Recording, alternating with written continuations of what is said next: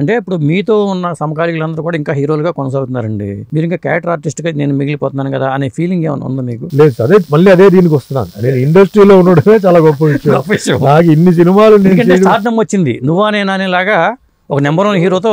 తెలుగులో కాదు సార్, నేను తమిళ్లో చేశాను, కన్నడలో చేశాను, మలయాళంలో చేశాను, తెలుగులో చేశాను. సో తమిళ్లో కూడా లాట్ ఆఫ్ హీరోస్తో చేశాను. అంటే హీరోగా నేను కూడా అదే కమల్, రజనీకాంత్ నాకన్నా కొంచెం సీనియర్, బట్ మిగతా చాలా మంది హీరోస్తో చేశాను. తర్వాత తెలుగుకి వచ్చాను, తెలుగుతో నాతో పాటు చాలా మంది హీరోస్తో చేశాను. ఇప్పుడు కంపేర్ చేస్తే నాతో చేసిన వాళ్ళు ఎవరు ఉన్నారు సార్? నాకు ఇప్పుడు వీళ్ళకి 150 సినిమాలు అయినాయి కదా, మీకేమో 700 సినిమాలు అయినాయి లేవు కదా. సో ఆ విధంగా నేను హ్యాపీ. నాకు ఆ ఫీలింగ్ సార్, అది నేను ఇప్పుడు హీరో చేయట్లేదు, క్యారెక్టర్ ఆర్టిస్ట్గా చేస్తున్నాను లేదు, నేను ఇండస్ట్రీలో ఉండాలనుకుంటున్నాను సార్. నాకు జనాలు వచ్చేసి సెల్ఫీ తీసుకున్నట్టు నేను చాలా హ్యాపీ ఫీల్ అవుతాను. అంటే మా స్కూల్ ఫ్రెండ్స్, కాలేజ్ ఫ్రెండ్స్ నాతో పాటు చెన్నై అటు ఇటు వెళ్తుంటే, వీళ్ళు తిరుపతి చాలామంది నాతో పాటు వస్తారు. జనాలు వచ్చి నన్ను చుట్టుకొని ఆయన చేసేటప్పుడు వాళ్ళు అంటారు, ఏంట్రా సుమన్ నువ్వు ఎలా ఉండేవాడు స్కూల్లో, కాలేజీలో ఎలా ఉండేవాడు, ఇది ఏంటిది మేము నమ్మలేకపోతున్నాం, నీకు ఫ్యాన్స్ ఆడియన్స్ అంటే హ్యాపీగా. అదే అసలు నువ్వు ఇలా అవుతాని చెప్పి మేము 1% కూడా అనుకోలేదు అలా అంటున్నారు. So I'm happy sir. నేను సెల్ఫీ వస్తే డిస్టర్బెన్స్ అది లేదు. నేను అంటే గొప్ప ఫీల్ అవ్వట్లేదు సార్, దేవుడు నాకు ఇంత ఇచ్చాడని చెప్పి నేను ఫీల్ అవుతున్నాను.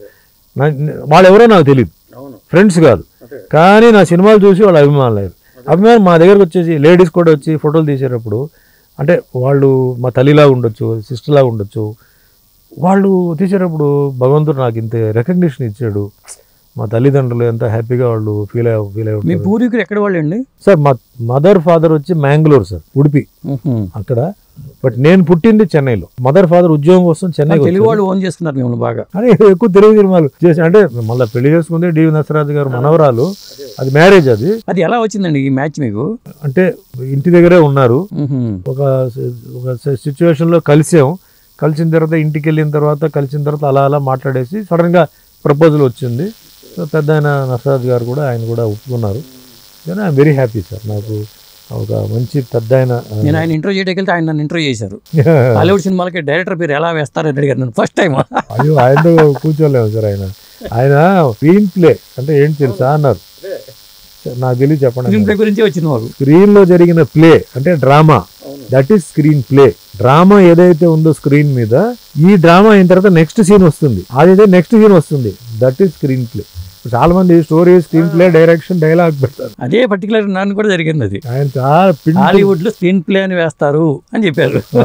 సో అట్లా ఆయన అంత పెద్ద ఆయన ఫ్యామిలీలో నాకు సంబంధం దొరకడం చాలా హ్యాపీ. I'm very happy. వాళ్ళు ఇల్లు వరకే వాళ్ళు చూస్తారు, వాళ్ళు సినిమా జోలికి రారు.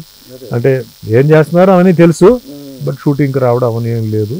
Home in-charge. మీకు ఒక పాప అండి? ఒక పాప. ఆవిడ ఎంఎస్సి హ్యూమన్ జెనెటిక్స్ చేసి గోల్డ్ మెడల్ వచ్చింది ఆవిడకి. సో నేను హ్యాపీ. చదువులో అమ్మాయికి మంచి భరతనాట్యం డాన్సర్ కూడా, మార్షల్ ఆర్ట్స్ కూడా నచ్చింది. సో నాకు సపోర్ట్ ఈరోజు అంటే support, critic, advisor, best advisor వీళ్ళే. 2 age group, wife age group వేరే, కూతురు ఏజ్ గ్రూప్ వేరే.